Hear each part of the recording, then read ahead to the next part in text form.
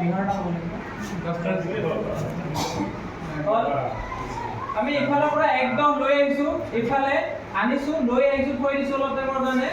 তাৰ পিছত এই একদমটো আমি ৰিপ্লেস কৰিছো লুজ ফৰ্মত মানে কনভাৰ্ট কৰিছো লুজ ফৰ্মত কনভাৰ্ট কৰিছো লুজ ফৰ্মত আহি গ'ল এতিয়া ইয়াতে কিমানটা একক হ'ল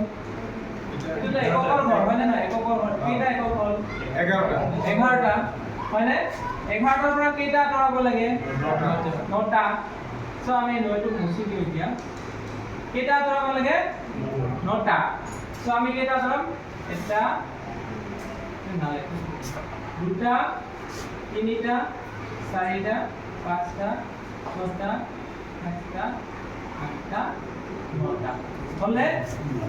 নটা আমি আঁতৰালো বিয়োগ মানে সাইড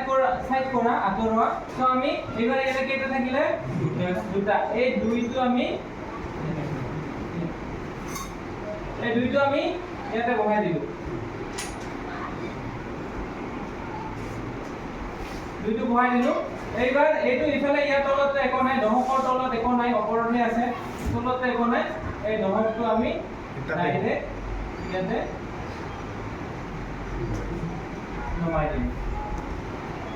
হলে সবটা হল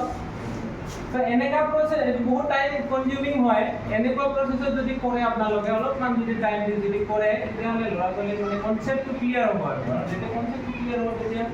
সব ঠিক হৈ যাব না